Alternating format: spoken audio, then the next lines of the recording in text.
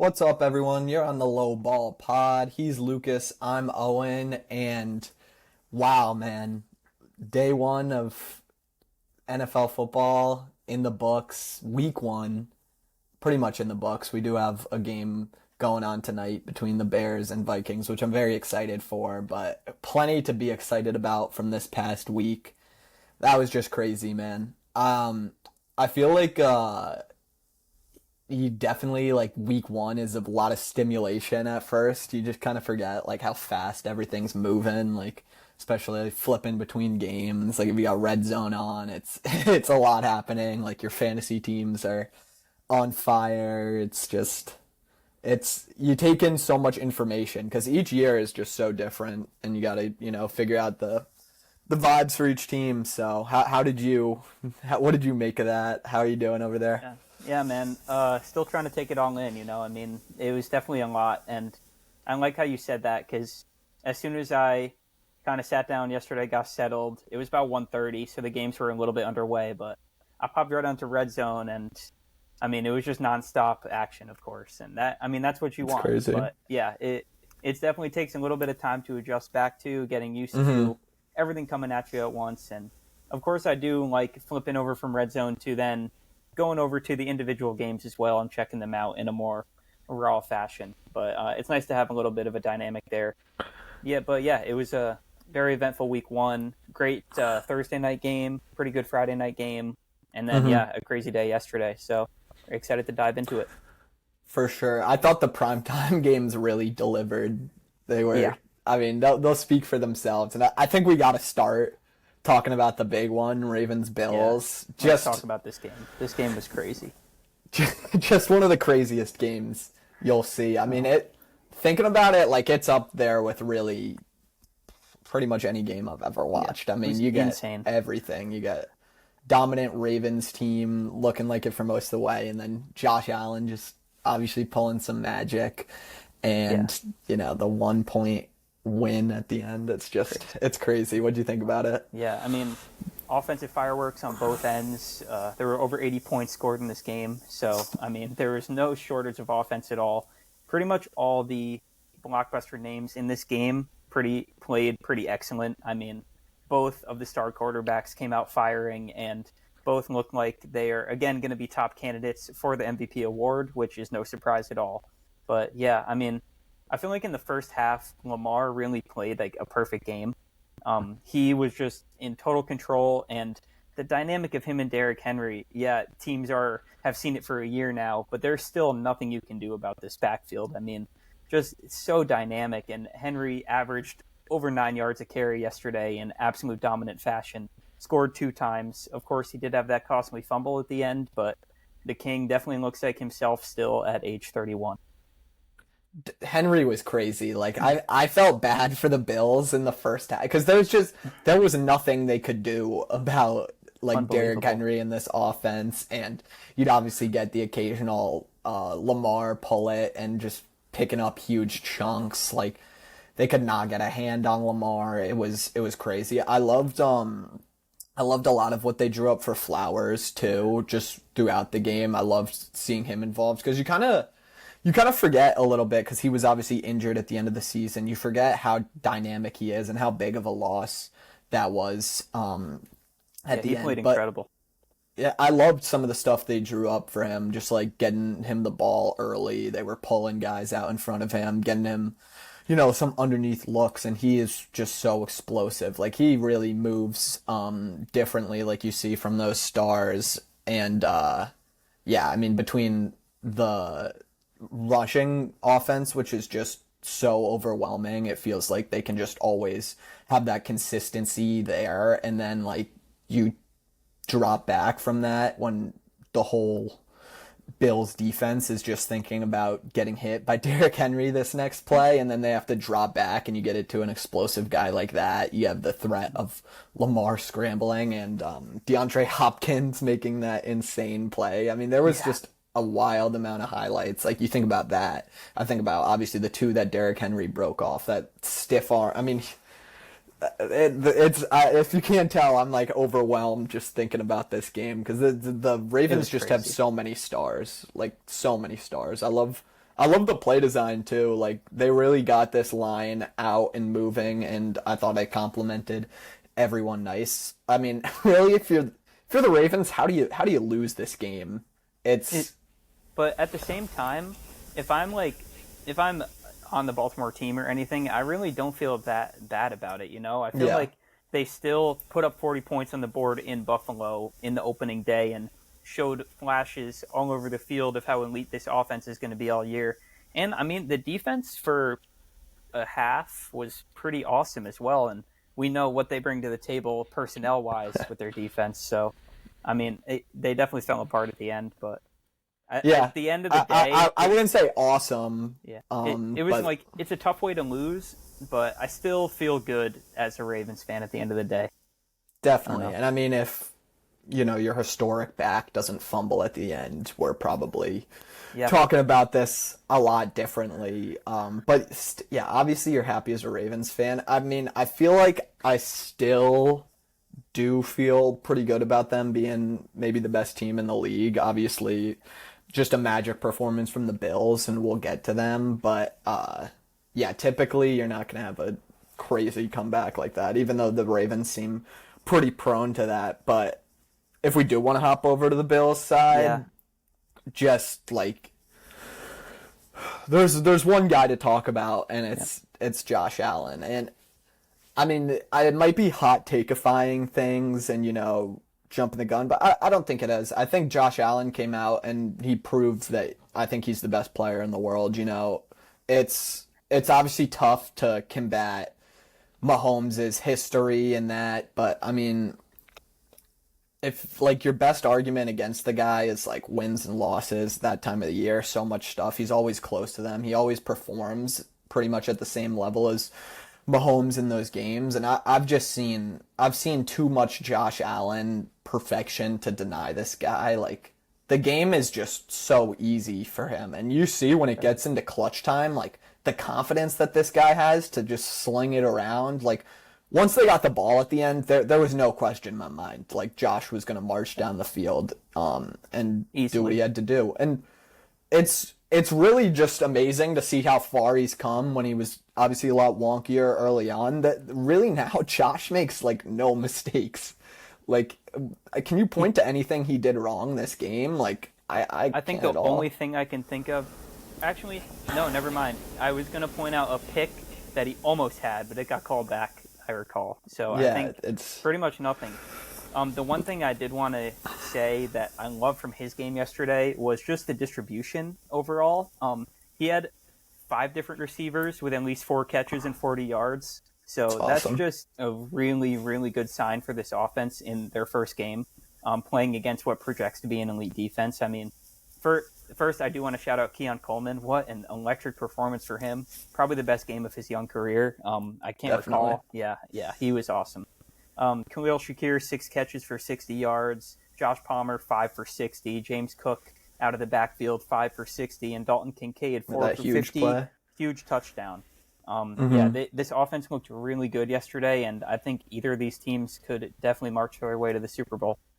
It's it's hard to convince yourself of any other team other than these two teams, just because of the perfection that we saw. It was two gods playing the quarterback position, and I love just the different styles. I mean, just watching these two teams, it's so cool.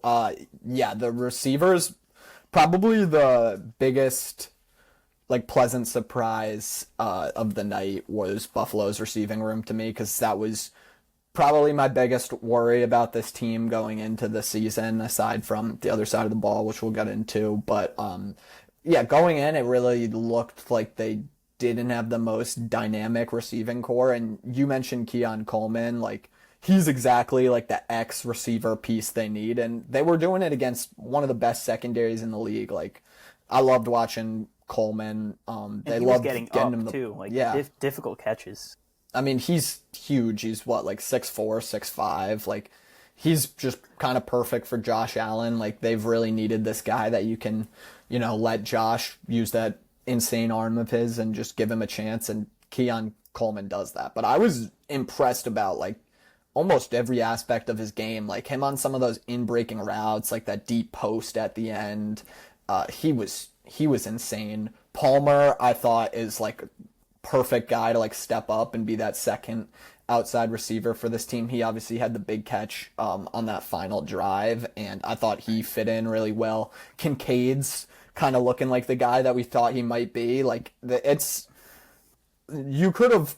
I mean, Keon might be one of those guys now that like emerges as more of a star option here, but even if you don't have a star here, it's just such a well-rounded and Very well-built balanced. room. Like they looked awesome, and yeah, James Cook looked great out of the backfield. He had that big play on the little dump off. He has gotten like so much better than I ever really even expected him to be. Like he was just dynamic, making people miss. That juke was insane. Yeah, he's So really much to be excited about on this just in this game. But if we want to jump to the side of the ball that is maybe a little less optimistic for both of these teams after this, I would say the defense is. I mean, it's hard because, like I said, we're just going against two pretty immaculate units, but neither of these defenses really stood a chance last night, and that's something that is going to be a concern for you going forward. I think I might actually be a little more concerned about Buffalo's defense, just because, like, there really was not too much other than Ed Ed Oliver, who had a Oliver played a good game. yeah, he had a great game, and it's great to see him getting back to like his being just a difference maker. Like he obviously has that big sack. He was in the backfield Yeah. a lot. You don't see Lamar get sacked a lot. That was impressive. Yeah, for sure. Like other than him though, like it was just like barbecue chicken, and like the front had absolutely no chance of stopping Henry early. Like it just looked like I didn't know if they really had like any guy who was like just able to come up and like make a tackle, like especially some of their safeties who this team has leaned on so much in the past when they had the big duo between Poyer and Micah Hyde. Like they do not have that at all right now, and it definitely reared its ugly head because when a team can just that efficiently like and consistently hand it off and get 5 yards a carry at least, it's an issue. So that this defense is gonna need to develop a backbone. You are just playing a pretty insane team that's kind of That's what built to my do that. that's kind of what my thought was in the back of my head is, yeah, the defenses didn't look shaky at times, but this is probably the best offense that either defense is going to play all year. So Yeah, there is that to consider as well as it being week one. Everyone's still getting their feet under them, but yeah, you're definitely more than right to say. At the end of the day, there should probably be some defensive concerns, despite that context. yeah. And for the Ravens defense, I do just kind of have to say that I'm pretty disappointed in what they put out there, just because they look like such a talented unit on paper, especially going in this game when we were doing our season breakdowns. Like we were just listing off some of the names, and a lot of these guys really struggled, specifically like in the secondary. The addition of Jair didn't do too much last night.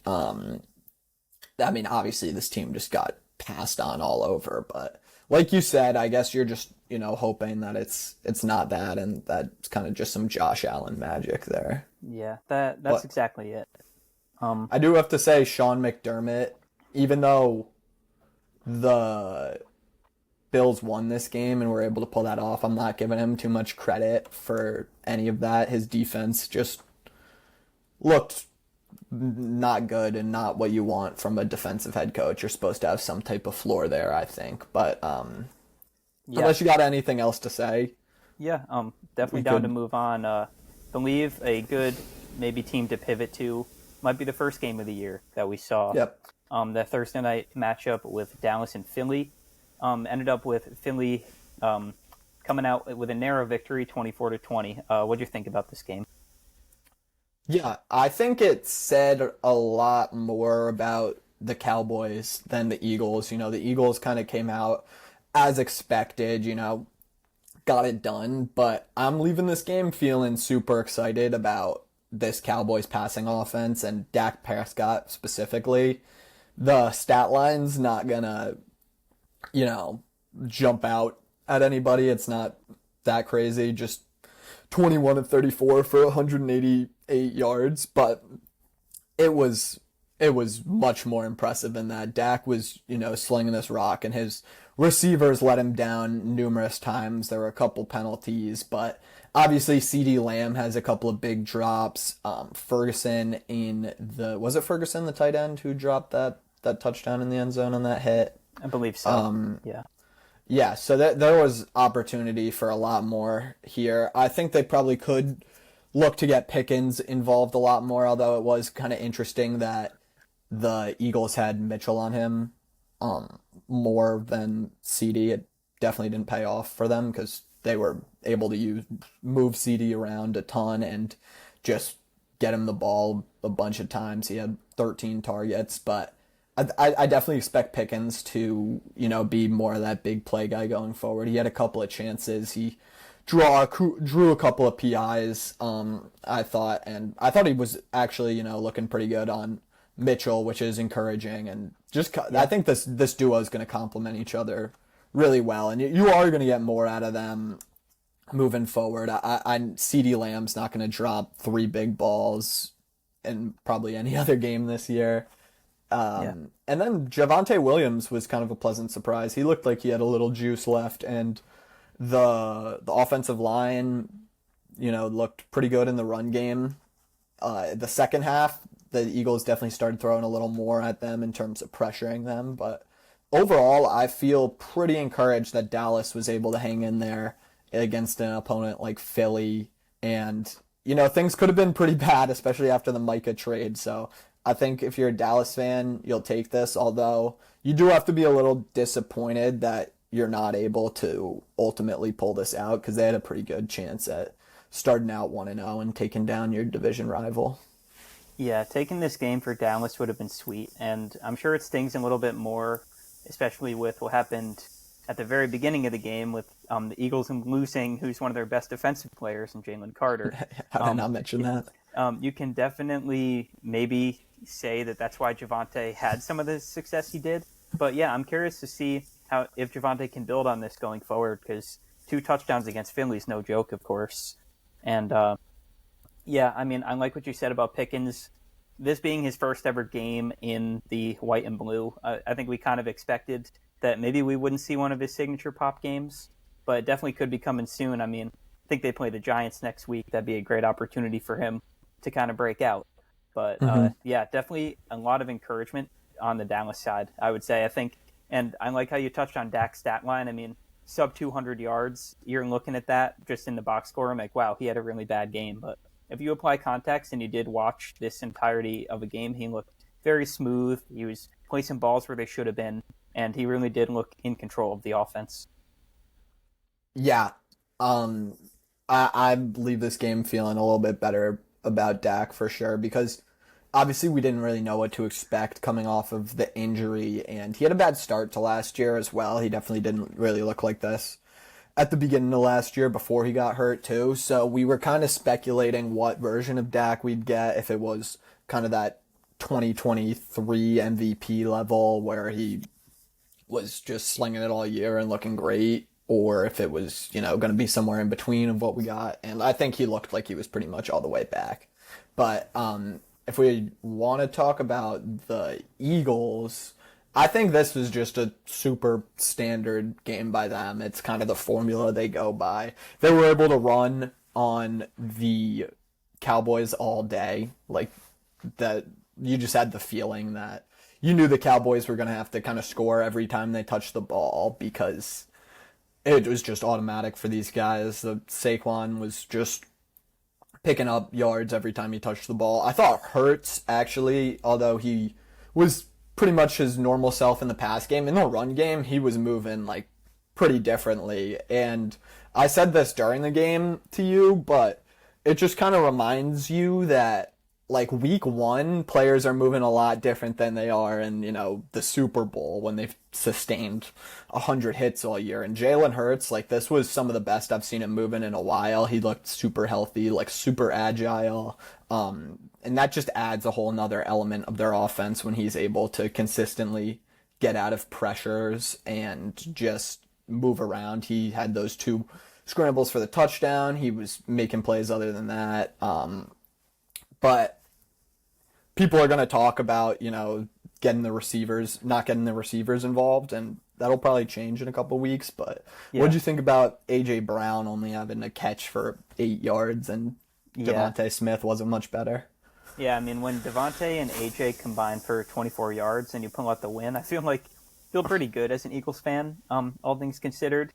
To me, I mean, we've seen the Eagles have these games before where they really don't pass the ball much at all, and Jalen Hurts finishes the game with 20 to 25 passing attempts, and they get the win. I mean, this is just in the Phillies game plan. If they're up, they're going to run the ball. That's how it works. And when the passing offense does open up, which it inevitably will, I mean, watch out. This is a team that just won the Super Bowl, so we know that they can beat you in a variety of ways. Sometimes they don't need to break out the passing attack to get that done, but of course, I assume we'll see that sooner than later. But yeah, I mean, I'm really not worried at all about someone like A.J. Brown, who has had 3 yards after contact last season and has done that his whole career. I think he's going to be elite going forward, and this is just a little dud. I think it's a little bit of a sign, though, for the new offensive coordinator over there. Obviously, they lose Kellen Moore in the offseason. That you do, like, it maybe not this week it worked, but in the future, you are going to have to draw up some stuff for these guys. And you're not optimizing your offense if you're only throwing it to A.J. Brown once in the fourth quarter with a couple minutes left. Same goes for Devontae Smith. The signature kind of deep shot they set up with the run went to Jahan Dotson, and that was kind of their typical play. I thought Goddard looked pretty good. Obviously, getting the Yeah. ball on the dump downs out to Saquon. He had a couple of plays that just make you kind of drop your jaw. And yeah, I think the defense will get a little better. Obviously, you're getting your best player back. I do probably keep the question of their second outside corner moving forward. I mean, Adoree Jackson was pretty horrible. You're not going to be going up against George Pickens and CeeDee Lamb every week, but I think they might need to look to address that, whether it's, Jacorian Bennett getting more involved as he kind of continues here. But I thought some of their new pieces looked pretty good. I thought Jahad Campbell looked really good as the rookie linebacker getting out in coverage. He had a play where he kind of went back and broke up one of the passes to Dallas's tight ends, which, jumped out to me as just kind of another wrinkle that this team is going to have moving forward. But yeah, I thought the backup running backs also looked pretty good. I mean, Will Shipley kind of had a couple of nice runs. Yeah. The fact that they have A.J. Dillon now is just, I wouldn't want to play this team between him and Saquon and just the power of those two guys. But Yeah. pretty much business as usual from Philly, although I would like to see maybe a little more dynamism in the pass game. You got anything else on this one? No, man, you hit it on the nail. Good win for Philly. Yeah, if we want to jump to just the next day, the second game of the season that we saw the Chargers take down the Chiefs in Brazil. What are your takeaways from that one? Yeah, this was a fun game to watch, and pretty, considering last season, all the last-second miracles and everything the Chiefs pulled out, pretty surprised that they weren't able to find a way to walk away with the win. But one takeaway, I'd say my main one is, I mean, I know people like to hate on this guy from time to time, but we know what he does. I mean, Mahomes looked absolutely, I think he looked elite, and just his ability to move around in the pocket and make a play out of nothing, especially when who is presumed to be your top receiver in Rashee Rice's absence, Xavier Worthy, can't even get a target because he left the game about 90 seconds in. He stepped up and found Hollywood Brown a lot in a big way, and Juju Smith-Schuster as well, 5 catches for 55 yards. I mean, yeah, he definitely had some great signature Mahomes plays in this game, and I feel like we'll only continue to see more and more of that as both Worthy and Rice return to the field.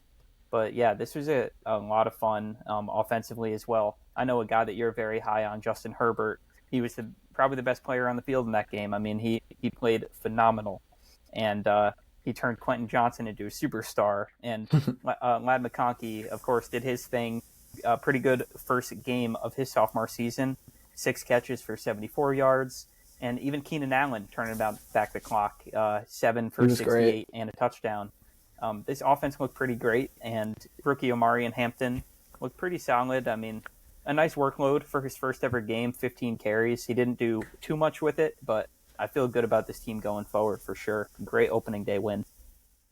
Yeah, I thought the Chargers receivers was definitely a little bit of a question that I had going in. I thought there might have been a little redundancy between Ladd and Keenan, and obviously Quentin Johnston was a huge question mark. I honestly wasn't even really considering him as a bounce back candidate. I kind of wrote him off. But if he can step up and kind of be your vertical element to this team, that's huge. I mean, we saw him just kind of showcase his speed and his physical tools a lot. He was great after the catch, obviously, and Ladd was obviously himself always going to be kind of Herbert's go-to guy, but Herbert's old go-to guy, Keenan Allen, looked pretty good and definitely showed that he had some juice left. I mean, he's just such a awesome player to have when you're, going up against zones. He's just kind of finds the crease always, and I thought, he's obviously a very technical player, great route runner, steady hands, and I thought it was pretty huge to see that you're getting a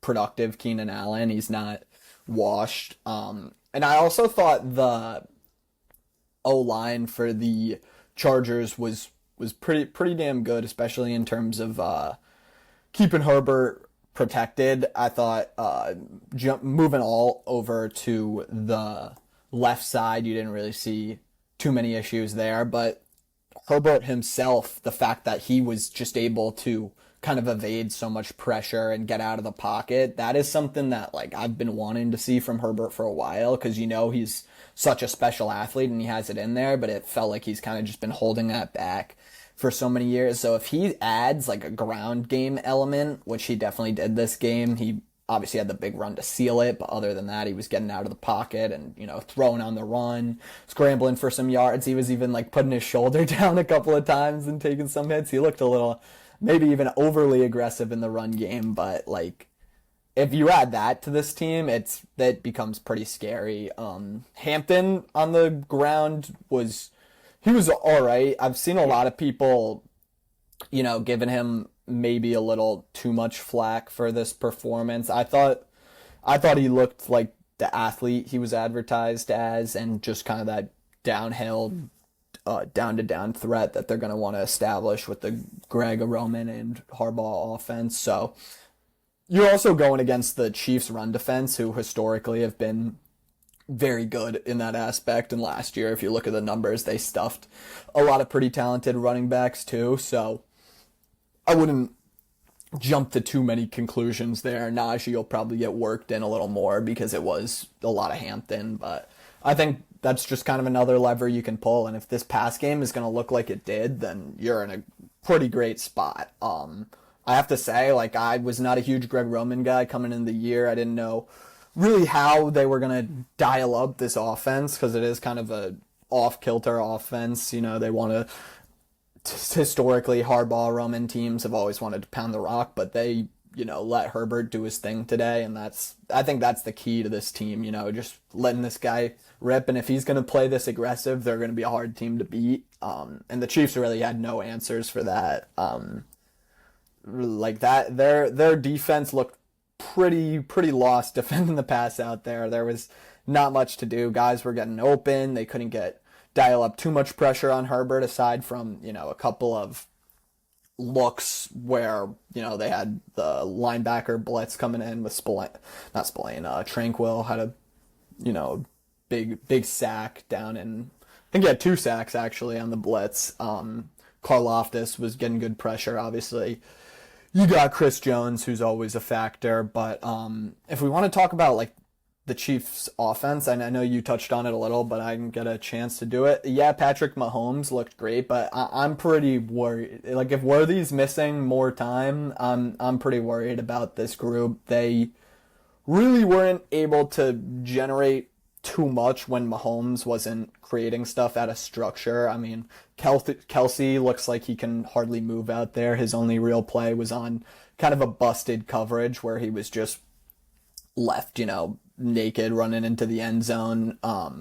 Hollywood Brown, he got a lot of looks, but wasn't necessarily the most efficient with them. His big play was that one where Mahomes rolls out at the end, and it's kind of a broken play, so you're given a chance. And then the running game, they were not able to lean on that at all. Like their two running backs and Pacheco and Hunt both looked super unexplosive. Not that these guys were ever the most, speedy or like dynamic playmakers, but the run blocking, they weren't able to create anything. And this was against a Chargers defense, which, they played great. I am super, much higher on them moving forward after this game, and I'll talk about them in a bit, but really they only could rely on Mahomes kind of pulling the rabbit out of his hat today. He had various plays where he was just getting out of the pocket and doing what he does best. I mean, he had a couple of those little flip passes. There was that one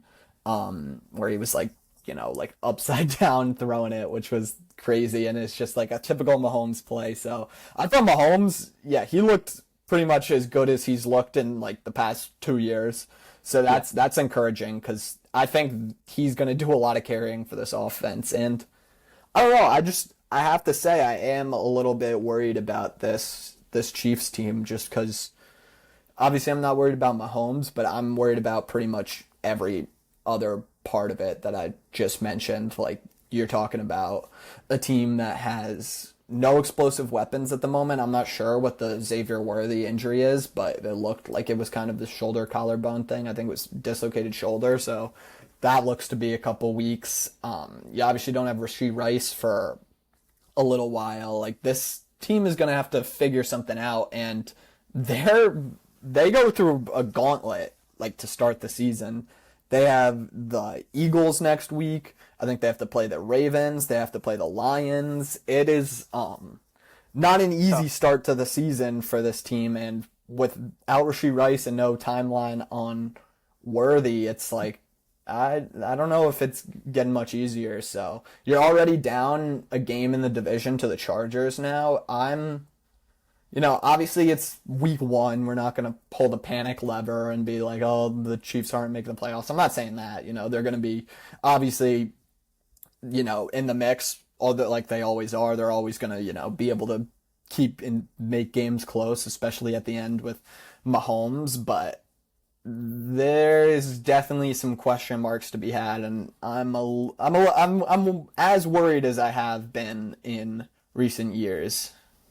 Yeah, I mean, if you just look at it from the point of view of, like you said, no Rice, no Worthy, and Isaiah Pacheco doesn't look like he's at his best, and Kareem Hunt's old as dirt. I mean, it could be some rough sledding for this team offensively going forward. They might just have to lean in very heavy on that defensive unit and pray for some Mahomes magic. But yeah, we'll see.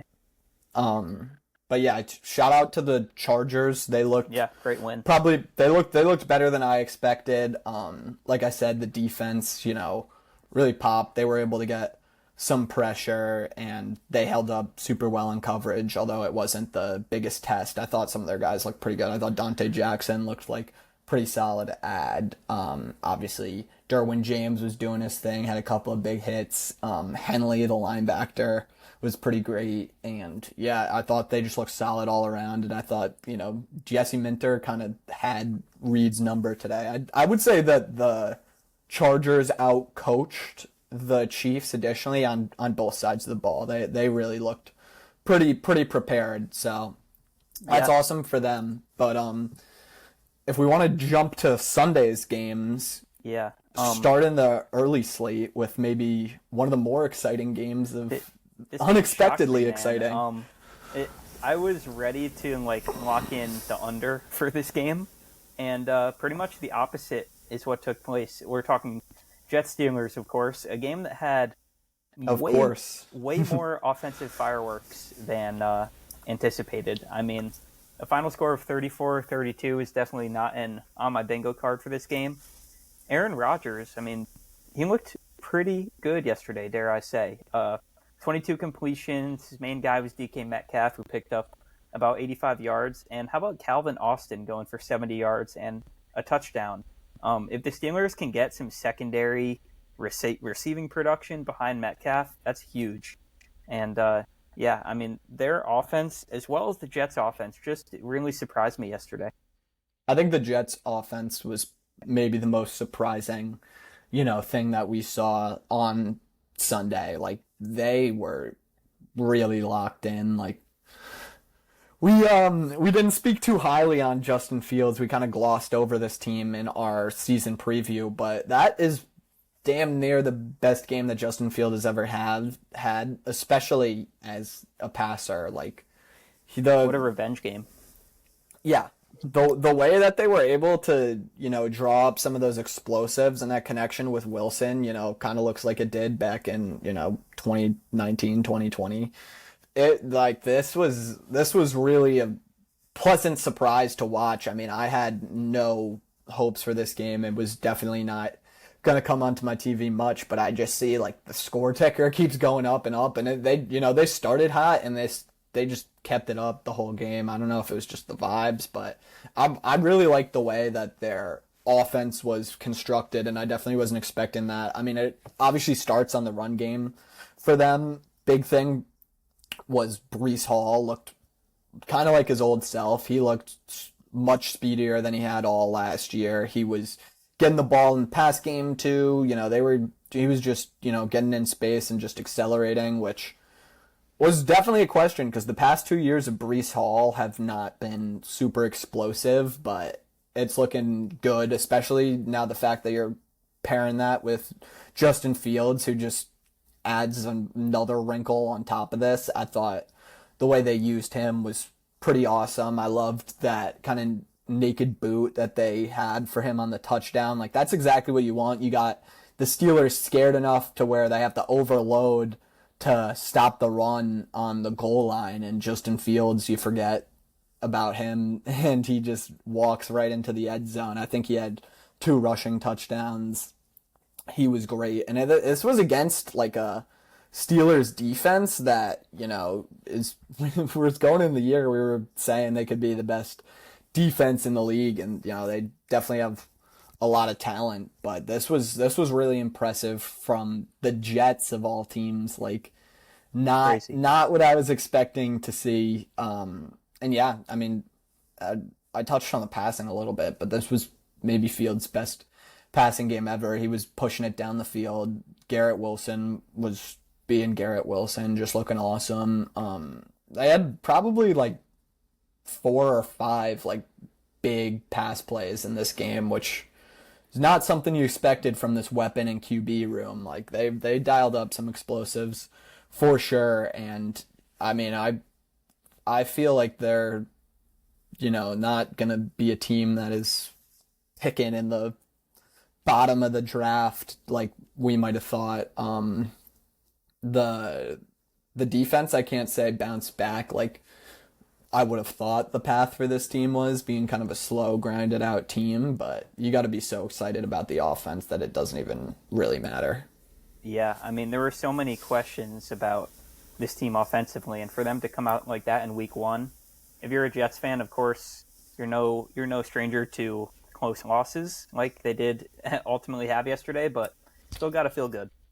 Yeah, you got to feel good about the O-line, especially because we talked about that being kind of a swing point for this team. It's so young, and just they'd invested so much in that. And Elijah Vera Tucker gets hurt like very close leading up to this game, and the way that they were just able to pivot was awesome. Fashanu looked great in pass protection. He had a couple of like pretty nice reps against TJ Watt, who, speaking of, didn't really look like his full self, and someone that the Packers are lining up, or not the Packers, the Steelers are lining up to pay $40 million. So the most expensive defense in the league of the Steelers definitely did not really play up to his bill. But I guess we'll see if that's a Steelers defense thing or a Jets offense thing going in the coming weeks. Yeah. But yeah, you talked about the Steelers offense looking pretty good, and I'm pretty happy for Aaron Rodgers. Like, he was in a pretty gross situation last year just with the play calling and the vibes, it just feels like before today, it felt like the Jets, just were kind of where QB careers go to die. And for him to bounce back and just look pretty damn good, like the arm was obviously still there. He was 4 touchdowns. He was hanging in the pocket. Like, I did not expect the passing to be as good for either of these teams, but the Steelers included in that too. Like, they had a lot more jump than I thought. Like, Calvin Austin definitely emerged as kind of a guy who you feel a lot better being their number 2. I know they put a lot of trust in him. We were skeptical about it, but he looked like he's proven it. I thought Metcalf looked like you want DK Metcalf to look. I mean, I liked how they were able to get the ball in his hands a lot, and he just obviously is not a guy you want to tackle. But yeah, I wasn't overly impressed by the run game, funnily enough. I don't know what I don't know what happened to Caleb Johnson, but they're clearly not leaning too much on him, or at least they're gonna slow play it a lot. I don't think he touched the ball at all, but he actually had 1 carry, and for negative yardage. So really, yeah. It must have been later in the game, because first half, I don't know. Yeah, but I didn't see him at all. First. Yeah, Jalen Warren, I mean, it wasn't anything crazy either. It's like 11 for 37. He got involved a little bit in the passing game though, which was fun. He obviously had the touchdown. They had the underneath to Skronak, but I thought Arthur Smith actually dialed up a pretty fun pass game, which I wasn't expecting. First time saying that. Yeah, so I'm walking away from this game significantly more excited about both of these teams than I think I was going in. But that's more than fair. And if we do want to move on to another 1:00 game, I know you had a big game going on. I was less excited about this game. Yeah, so, if we want to get into that one, what do you think about your boys yesterday? The Patriots came out and looked like completely flat. It's just not what you want to see as a Patriots fan. You bring in Mike Vrabel, who's this culture building head coach, and I thought that the Patriots played with as little energy as I've seen them play in a long time.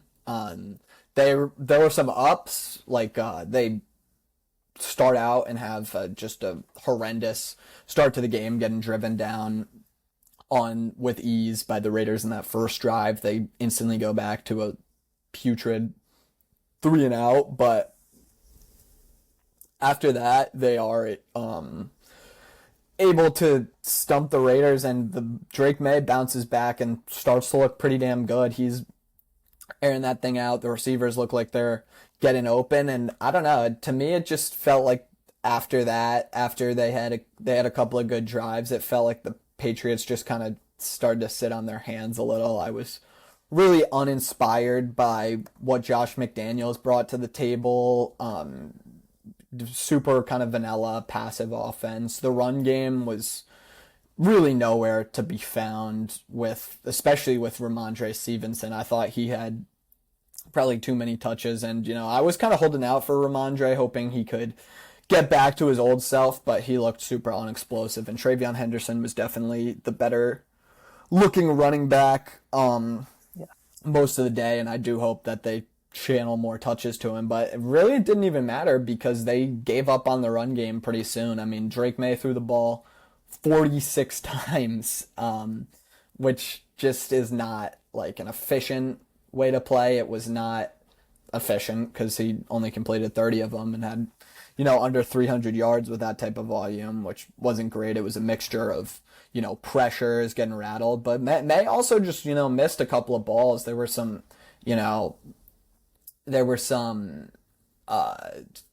like tempo balls that he just had to get to open receivers on these short passes, and that is the little bit of the concern with him. He can sail some balls and have some accuracy issues, and he just never really looked comfortable to me at all. The line was not great. I thought Will Campbell was just average, and they were stunting some stuff on the inside. They were getting a lot of pressures. The second half especially, they ended up sacking May 4 times, which is really not what you want to see. And it's hard to, like, I came in with a lot of excitement, and it's really hard to carry that over to next week just with the way the Patriots look. They were flat and goes up and down the roster. Yeah. Gonna be honest, I really didn't catch all that much of this game, but from what I saw, I mean, May definitely showed some flashes at least. Yeah, he did. There were ups and downs. Especially to Kayshon Boutte. I believe I'm saying that right. He had some pretty big plays for you yesterday. So if you do want to hang your hat on one thing, it is at least that. And I feel like Stephon Diggs looked pretty solid in his first ever game in New England. He was on a snap count too. So I think the hope is that, the weapons looked okay. You're hoping that May just gets a little more comfortable next game, is able to hit the easier stuff. You've potentially figure out the run game and, just play a little more balanced. I'd like to call on Josh McDaniels to do that a little bit and just marry the run and the pass a little bit more, set things up, and just kind of get guys open down the field more. There were not really too many explosive plays for the Patriots, but you're right. There were definitely a couple of, nice passes from May in there where he was able to drive some into Boutte. Henry had a couple down the seam, which were nice. Henry had that one crazy catch was like behind him. Yeah. Do you recall that? And that was a little flash of good chemistry. So I think for Patriots fans, I'm obviously probably overreacting a little bit because I did have, some higher expectations going into the year. I think it looks like it's going to be a slower play than maybe we thought, and it's not all going to come at once. Maybe I'm being a little bit of a doomer, saying that I'm not excited about anything because, I mean, deep down I am. Deep down I do feel pretty good about us going into Miami next week. We'll get to later, but yeah, I just more consistency, more dialing stuff up. I'd like to see that. The defense I thought looked pretty solid at times though. Against the run, they really hunkered down and tried to do that. They were missing Christian Gonzalez, so the pass defense, you definitely saw a little bit of cracks in there. Yeah, if we want to talk about the Raiders offense, they looked pretty well prepared going into today. Gino looked probably about as good as you could ask for. I mean, he's an aggressive guy. He threw down the ball down the field a lot and took advantage of kind of this banged up, unproven Patriots secondary now that they've lost, both of their, safeties that they've had in past years. You have no Gonzalez, so it's really kind of Carlton Davis and the boys back there. But yeah, they were able to scheme up a couple of deep shots that just were working against the Patriots over the top. And Gino looked super accurate, even in the rain. I loved how Brock Bowers did get banged up and didn't play the full game, but when he was in, they were moving him around and getting him looks that you wanted to see. I think he eclipsed the 100-yard mark, so that front looks really good for them. And they have just a unique combination of weapons that is going to be pretty intriguing to watch. Like, they really have the underneath stuff kind of mastered between Myers and Bowers, and they did have the outside threats. I mentioned, like, Gino was really throwing it down. That was because, Trey Tucker and Dante Thornton, their two outside threats, were, getting open, and, they started off with a wide open touchdown to Trey Tucker. Dante Thornton ends up sealing the game on a kind of a busted coverage over the top. So they were pushing it for sure. Not too much to say about their defense, but yeah. If we want to talk about the rushing attack, that's what I meant to get into a little bit. Ashton Genty's debut was, I wouldn't say it was anything to write home about. His stats are going to get kind of watered down because at the end of this game, they were really handing him the rock a lot, and the Patriots were just loading up the box, trying to stop it and get the ball back. So there was probably like 10 runs at the end of the game there. where Ashton Genty just had nowhere to go. But I'd say he looked kind of as advertised, and we saw that a lot more in the first half and much of the third quarter. Like, there were a lot of plays where it just looked like he did not have much room to go, but he was able to squeak out some of these like 5, 8, 10 yard runs. And we saw on the touchdown, he was just able to squeak in there on a run that it didn't look like he had any business in. So I think Genty is going to be able to find some lanes behind this, average at best Raiders offensive line. And I think in a game plan where, the Patriots were clearly like going all out on the run. They thought this was going to be, a typical kind of Pete Carroll, put your head down and run it team. And yeah, that burned them a couple of times because they got beat over the top, like I talked about. So I think in a more balanced game plan, Genty's going to, find some holes, and he flashed a little bit. So I'd feel pretty good going forward as a Raiders fan. And yeah, to be determined on the Patriots, we're going to need a little more consistency from Drake May and the offense, and yeah, hopefully just can get Gonzalez back on defense and, have a little less broken plays. And hopefully that comes as soon as next week for you. But it's a great opportunity, but we'll save the Dolphins for later. Yeah. I think the next game I'd want to get into would be the Rams and Texans, if you don't have anything else on the Pats game. Sounds good. Yeah, for this game, it was a pretty good game. Rams did end up winning it 14-9. I feel like the main takeaway from this game is probably just a lot of concern on the Texans side, mainly pertaining to how the offensive formation looked for most of the day, and the offensive line in particular just seemed like they could not provide any sort of assistance or security to C.J. Stroud throughout the day, and that kind of culminated throughout the entire receiving corps as he didn't have anyone who had over, I don't think, 3 or 4 catches on the day. And, of course, his stud number one guy, Nico Collins, also had a very quiet day.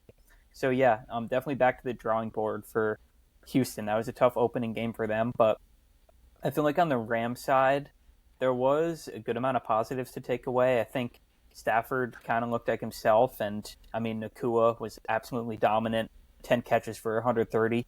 And a pretty solid Rams debut for Davante Adams. He made some solid plays, especially in the second half when they really needed them. And that receiver duo looks like it will probably be as advertised. Yeah, they looked pretty good. I mean, obviously this game ends 14-9. It's not necessarily the score you expected. Maybe from more the this score one. we expected in Pittsburgh. Yeah, exactly. Like, it was, but you got to chalk it up to both these teams having pretty good pass rushes. They were, both able to get pretty good pressure and, prevent any of those big plays from, like, really formulating. I'd say if we want to talk about the Rams side and talk about that receiving duo being advertised, yeah, definitely was as advertised, and Stafford looked great. Like Davante Adams, the newcomer, I feel pretty good about his interjection. There were a couple of balls that just really sold me on this pairing, like the one where it was like later in the game, it was like the back shoulder, like probably 20 yards down the field, and just hits Davante Adams. It's like, yeah, that's what you signed up for with this one. And when you combine that with Puka Nacua, who they just, continue to just throw all over this formation. He goes across the middle, is so tough, just catching those in-breakers. Like, this offense is definitely going to, keep running smoothly as long as Matthew Stafford's there. And yeah, Puka Nacua is just the center of it. Like, the way they funnel the ball to him, they even get him involved on like some of the blocking, like leading ahead for Kyron Williams, who, had a pretty good day.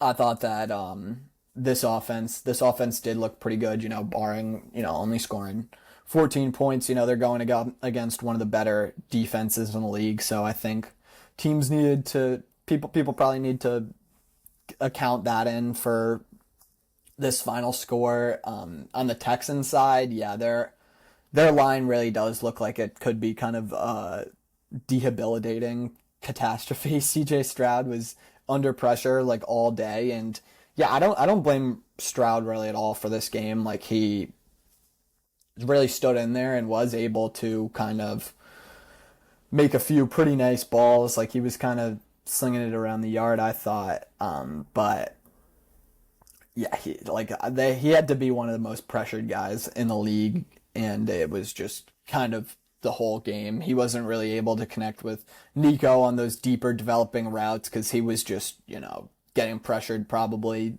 at least like every other play and just having to get out. And he, compensated for it well sometimes, like threw some pretty tight ropes, but when he's not able to get comfortable at all game, it's gonna cap your ceiling. And I do have to give it up to the Rams defense for they continued to kind of create some stunts and just be all over him all day. But I mean, I feel like the play that really like encapsulates this game is the CJ Stroud pick. Actually, it was just like rolling out, beautiful ball to his receiver and hits him in the hands, and the Rams receiver just kind of rips it away from him. It was like he couldn't get much going today. He was in hell, man. This defense really gave him hell. So give it up to the Rams defense for really getting creative. They're able to use the ever powerful, strong Jared Verse to really like push this pocket, and then you just have some of these guys like Byron Young who pair so well with that to rope around and just they move these pieces all along the defensive line, and it's like they really look good. Tyler Davis, the interior guy, looked really awesome. So yeah, I mean, you gotta hope that the line gets better for the Texans, because when you're operating like that, it's pretty debilitating. The run game, I mean, the running backs are just rough, man. It's like you gotta rely on like this version of Nick Chubb. It's just not super inspiring, even though he did put up a pretty adamant fight. But yeah, just gonna need to fix that. But if we want to jump to a more exciting game from that slate, the Packers take down the Lions. And for the Lions, I feel like really all of the concerns that we had for them going into this year kind of like materialized. Like that the interior of that line is a problem, and Jared Goff really wasn't able to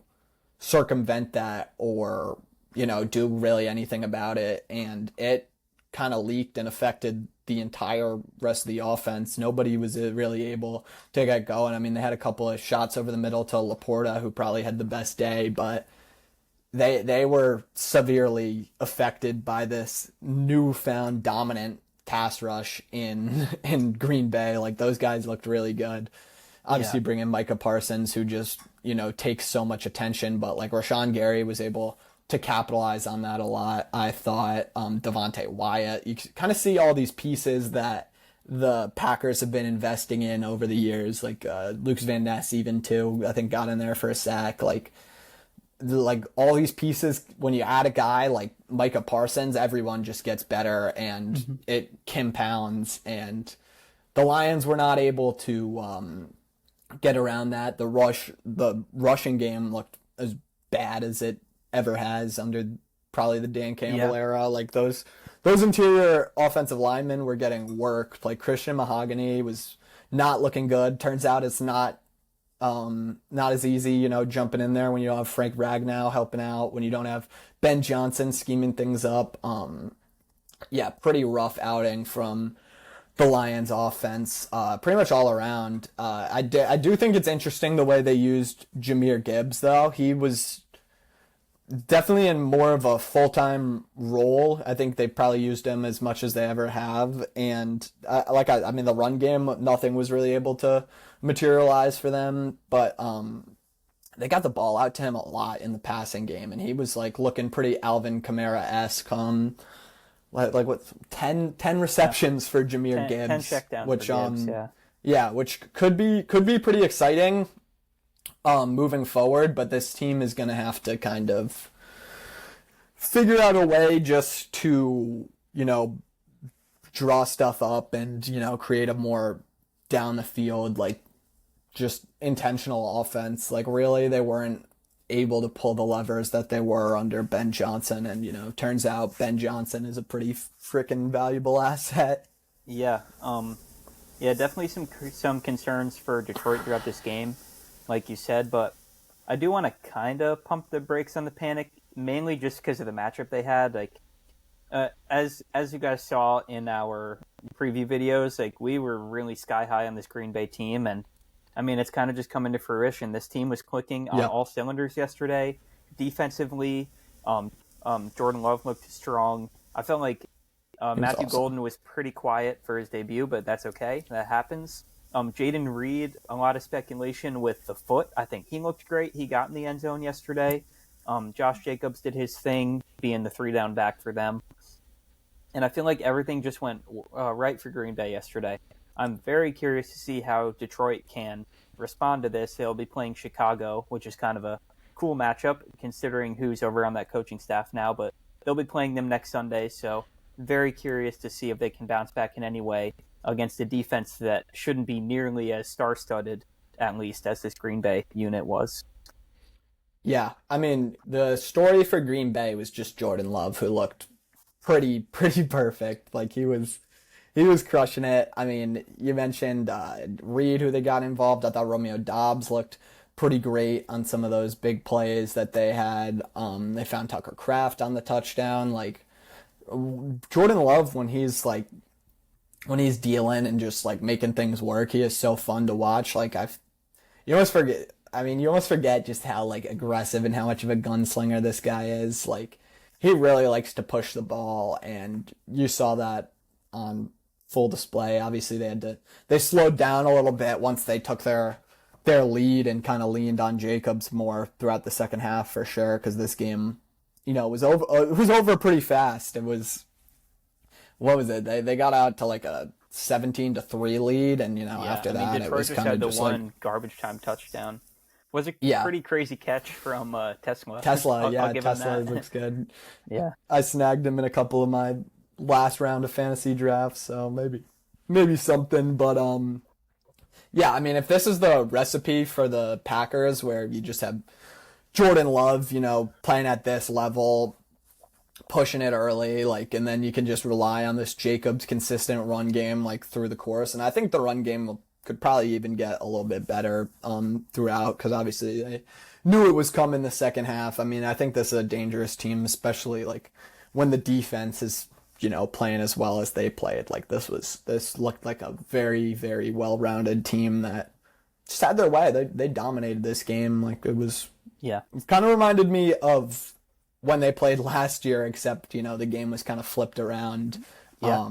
Where I think it might have been the same exact score. Like I remember it just seemed like the Packers really couldn't hang with the Lions. They just couldn't match that physicality. And this game, pretty similar in terms of how early on it just seemed like the Packers were in maybe a little bit of a higher tier than the Lions this year. So I'm not counting the Lions out, but they definitely do have some stuff to figure out for sure. Yeah.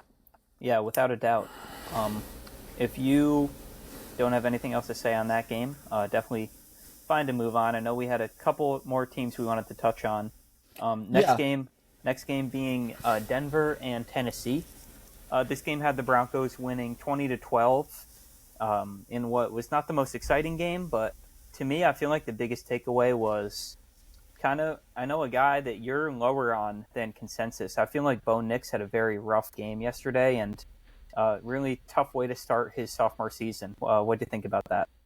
Dude, he was bad. He was pretty bad. I mean, he has the two picks that are just both pretty. They were both rough. Yeah, like one of them, I just like who was he even throwing to? That guy. There was like two Titans in the area. He throws it just right to. I think it was Amani Hooker. Like that was just kind of like a what are you doing moment. And yeah, the Broncos offense were kind of definitely bailed out by their defense today. I mean, the defense for them looked great, but I'm pretty concerned about Bo Nix because their passing attack was just they couldn't rely on him. He was inconsistent, was up and down, just was missing passes, and it was bad. So I don't feel any better about Bo Nix, going into this season than I feel worse. I definitely feel a lot worse about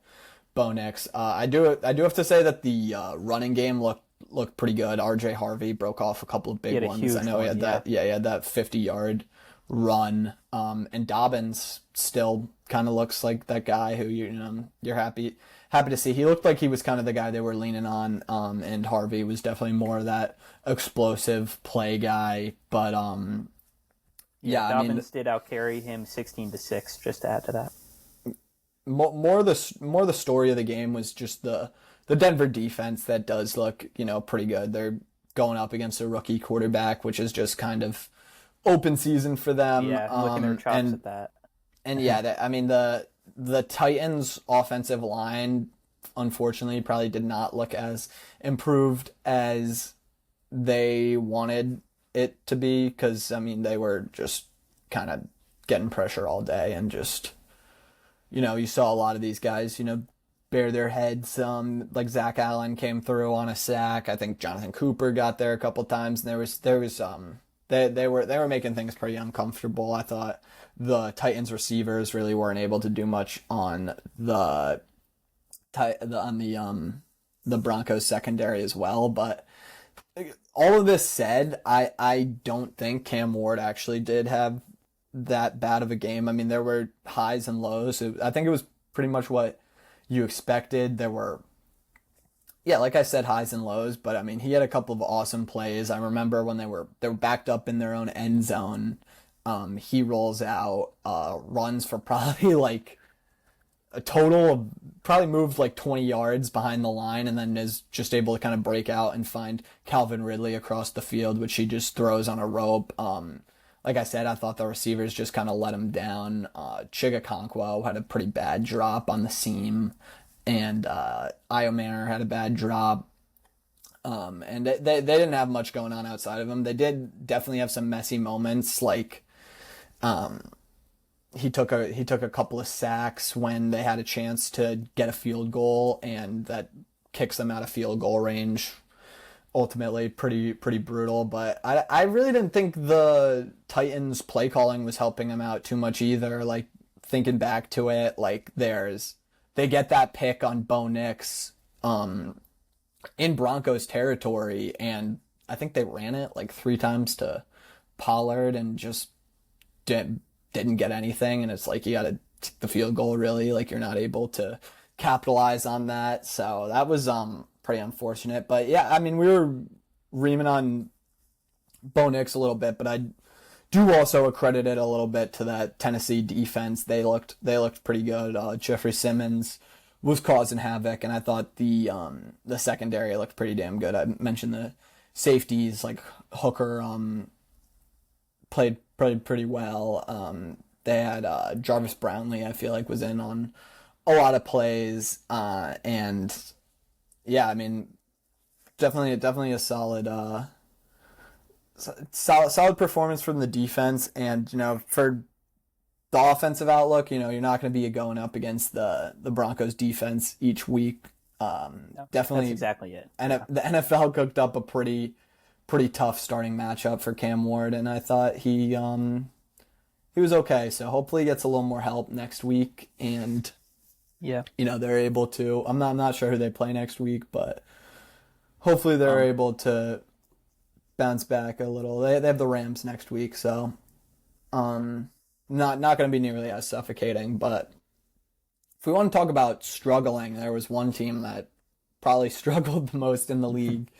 The Miami Dolphins. I think you could probably draw the most conclusions from of any team today. Like, this was this was just atrocious on all sides. And it was like leading into the year, we had a lot of questions about like who this team really is. You know, the vibes are kind of weird. Tyreek Hill is, you know, kind of clamoring. Nobody's really too excited about Tua. Like a lot of questions up and down the roster. We were wondering really who is this team? What's their identity? What type of toughness do they have? Because that's just been plaguing them for so long, and they kind of confirmed every worry that you had. Tua looked absolutely horrible. Like, I don't know what he was doing some of these plays, like Terrible. boneheaded interceptions, you know, taking sacks. They weren't able to really get anything going. None of those like explosive plays that they like, and yeah, And the fireworks on the sideline too. Yeah, A lot of ugly stuff there.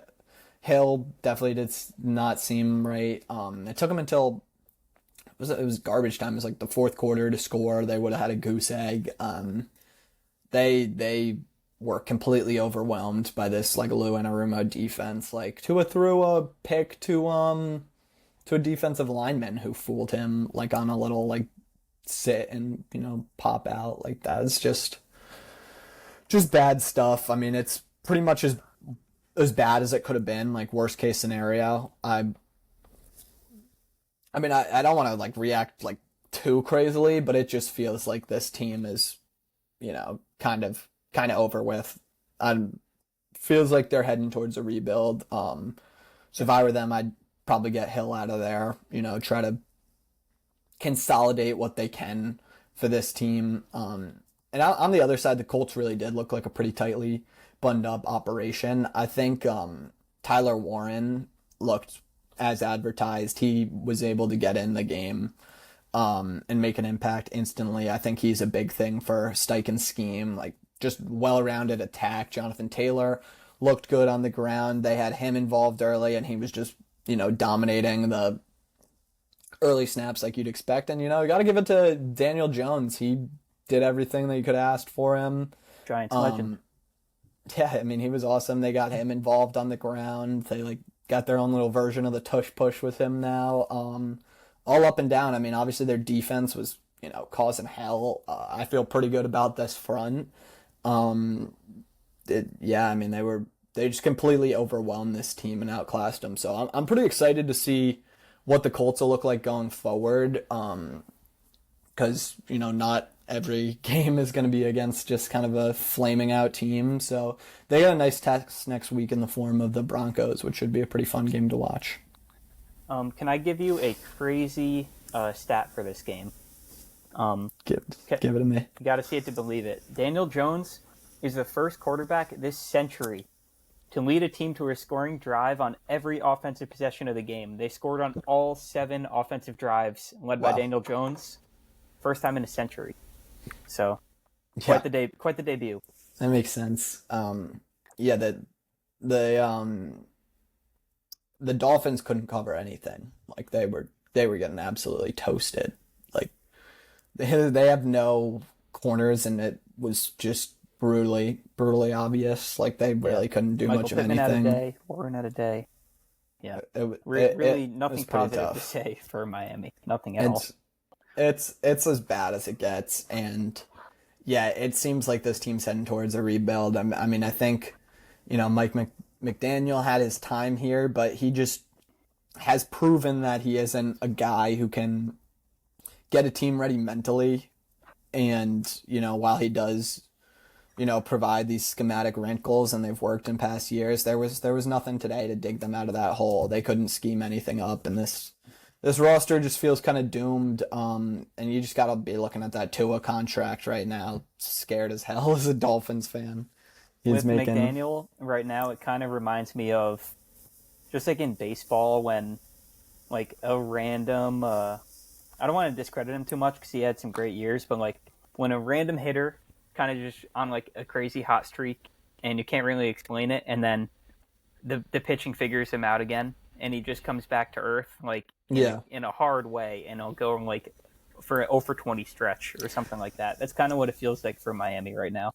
I feel like with him, it's just like you can only get cute so much, you know, without avoiding the inevitable that you have pretty soft football team that, can't rely on anything concrete other than these, Jonnu Smith, Devon A. Chain, like gimmicks, it's like they've been kind of preying on this speed, weird, off kilter stuff, and it worked when people didn't know what it is, but they got it figured out now, and looks like it might cost him his job. So Yeah, tough I'd say one. that's about it on rounding up the games. But there were a couple of other things I know we wanted to cover. I think fantasy wise, because week one, you're getting a lot of different takeaways. You wanna kick that For off? sure. Yeah, I feel like as far as that goes, pertaining to our two teams, there's definitely an elephant in the room, and that would be it's a game we didn't touch on here in our coverage, but in the Niners Seahawks game, if you were a Kenneth Walker owner, you definitely saw a very concerning backfield split, at least in the first half of that game. Charbonnet, I believe, outcarried him 7-2 in the first half, 8-2, and also was able to find the end zone. And in the second half, I do want to say that I think Kenneth was a lot more involved. He outcarried him, outsnapped him, and everything like that in the second half. But even to see this at all, especially at the draft stock where you had to take Kenneth Walker, definitely will have you very concerned. I'm someone who drafted a lot of Kenneth Walker and do have Charbonnet to back him up in some of my leagues, but I'm still definitely concerned, and I want to see Kenneth pan out at the ADP I drafted him, of course. So can't feel too good about that, but definitely something to monitor going forward will be that split. I know they play Pittsburgh next week, so I'm hoping it'll be at least 12 to 13 carries for Kenneth and a couple checkdowns on top of it. But yeah, Yeah. It was unfortunately looking like a complete split.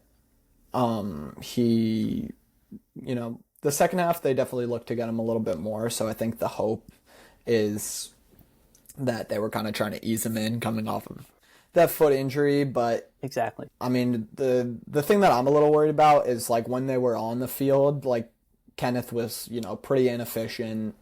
Charbonnet definitely outproduced him by a lot in terms of like their carries and what they did with them. Kenneth was, I think, 10 rushes for 20 yards, and Charbonnet was, I think it was 7 or 9 for 30 something. So it was pretty tough to see as a Walker owner. The overall Seahawks offense looked pretty atrocious. No real threat in the pass game, so they were kind of able to just kind of crash whenever Kenneth was on the field, and he was getting stuffed behind the line. Like, he was really not getting a lot of help. So if you're looking at a split backfield and not too hot of an offense, that's pretty scary. But I guess on the flip side in that game, one guy who you can point to as, I mean, maybe not in the best situation, but clear alpha is Jackson Smith and Jigba. He got a lot of attention. Like, he probably accounted for like 90% of their offense. I know he had 13 catches. He's a beast. And yeah, like he had 120 yards. Darnold threw for 155. So he's the clear option there. Cooper Kupp does not really look quite like himself. Another fantasy concern I had on one of my teams was Nico Collins, who was pretty quiet, and I think the concern is just, if that Texans offensive line can't hold up for long enough. Nico is, typically the big, like, deep shot player. I mean, he does a lot of other stuff. He can kind of do it all, but I mean, his bread and butter coming in the league was being a big play threat, and that's where we've seen a lot of production for him on those deep balls from C.J. Stroud, and they were certainly not able to develop any of those. So I think the panic's a little less there. I know a lot of the top receivers, didn't have great games. Jamar Chase, I don't know if we really need to address that one. He'll bounce back, but yeah. Another guy I did. Sorry, I just wanted to give some credit to someone who's been very polarizing for like probably I guess the last 2 years or the last year now. Marvin Harrison, he had a great first game. this season. He went 5 for 71 with a touchdown. Of course, you can say that's versus the Saints, but I feel like if you're a Cardinals fan, you have to feel really good about seeing that connection continue to grow between him and Kyler. So, yeah, if you got Marvin in like your 4th round, you're definitely loving what you got there. It felt like they made like a direct effort to get him involved, especially when they went to him on that touchdown, just giving him like an underneath route into the end zone. Like that's not really something we saw last year when he was in a limited route tree. So they moved him in the slot a couple times like they didn't really do last year. And he was doing a lot more than just being an outside X receiver. One guy who, another encouraging day to see if you drafted him, and could have been pretty scary because there were some concerning news stories before the season, but Christian McCaffrey looked like his old self. Mm-hmm. He was without, some of those receivers in there. He was the number one like reception guy.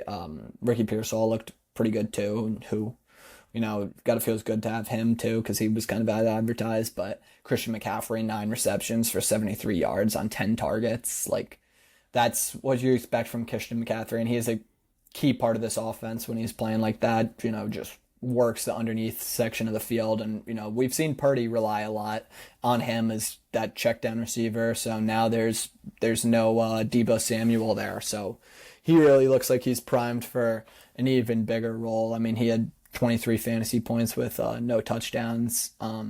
Similarly, we mentioned this earlier, but Jahmyr Gibbs looks to be really involved in the pass game with That's the huge. 10 receptions. And he outsnapped Montgomery pretty heavily. It was a 44-25 snap discrepancy, which is, bigger than we've seen in years past. And, obviously 10 receptions is awesome. So that's something you like to see. 10 points right there. Yeah. Yeah. But yeah, just maybe one other guy I just wanted to touch on quick. We did a couple fantasy preview videos earlier before the season, and one flag that we kind of planted on was with the first overall pick, we did like Bijan Robinson to be selected first overall, and not going to give ourselves too much credit there yet because it's only been 1 week. But yeah, I mean, Bijan snapped for 25 points yesterday. He had a 50-yard touchdown in like the first 5 minutes of the game, and just looked electric. And he wasn't even involved on the ground either. They only like 12 carries. But it was a weird game plan for them because they kind of got away from the run game that we had been so accustomed to. But I mean, he was awesome as a receiver. But yeah, just a couple of quick other names I'd feel good about if I had him. Puka Nacua, like I said, looked super awesome. Justin Fields, who we mentioned, looked pretty great. Jonathan Taylor had, he's in a good offense.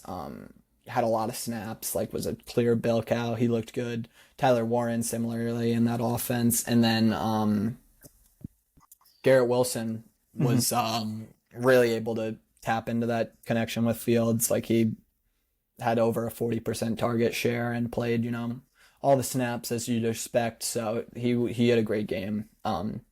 So we'll continue to monitor some of these fantasy plays as we get going, but hope to be coming back to you guys with a good canine update next week, man. Let's manifest it. Man, let's manifest. Put our eggs in the canine basket.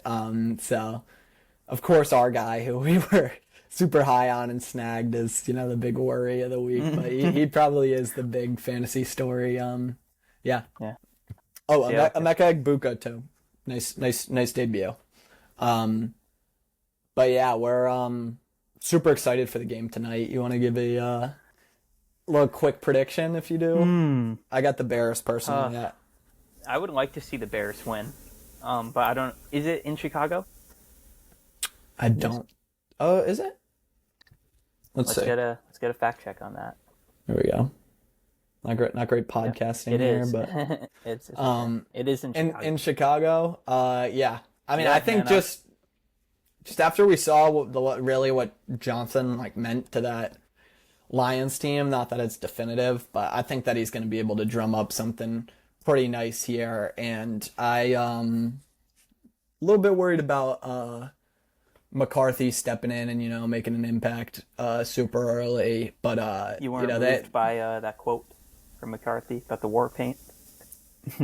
dude, McCarthy really does not give his team a lot of juice. Like if you ever hear the guy talk, he does not really seem like that QB1 inspires his team guy. I remember seeing a clip. It was like his tackle comes up to him. He's like, it was in one of the joint practices this year. He's like, yo, we could use a little juice right now. Like, could you fire the guys up in the huddle? And he gets to the huddle and he's like, all right, guys, let's have a nice drive here. It's like a little second soundbite, and then he just calls the play. But I don't know. We'll see. I think he has a pretty. He should have a pretty easy role here. I don't think he has to be too great. He's in an awesome system. I think their run game should be able to improve a lot with the interior additions. I like the kind of split that they have now in the backfield. And are we calling this Jefferson's a sophomore quarterback duel, or he's still a rookie? Yeah, they're technically sophomores, but it's kind of he's pretty much a rookie. So He's a Ben Simmons rookie. Yeah, it's his debut. We don't do stuff like that in the NFL. I don't think he'll be eligible for any awards, but yeah, I'm really interested to see the Bears tonight. I think Ben Johnson will have a lot of fun pulling levers on that offense, and I think forward to it. Defensively, Dennis Allen has a lot to work with too. So I think the big matchup will be the Vikings defense versus the Bears offense. The new look offense. Very exciting. Well, that about wraps it up. Was a good one. We'll be back later this week to break down what we think about next week. Maybe hit on a few of the games we didn't talk about. Maybe rope in a little bit of NBA. Your boys NBA is sneakily 45 days away, boys. Maybe a little bit less. Getting excited, man. Unfortunately, we won't be seeing any Ben Simmons on the Knicks. Or maybe fortunately. Hey, what a tease, man. What a tease. Kind of some interesting stuff happening in New York, too, with Cam Thomas. I think they're not deciding to re-sign him, so I heard that, a qualifying offer. I heard Malik Beasley is going to make a decision soon. So come on over to the team that just knocked you off, Beasley. We'll take you. But yeah, we'll get into all that stuff later this week, and take care for now. Enjoy the game tonight. Yes, sir. Support us, comment, subscribe, and we'll be back to you later. Yes, sir, and thanks again for everyone viewing. Like Owen said, comment. Always leave in the comments what you liked, what you didn't, anything else you want us to cover. Always happy to do it. Till next time.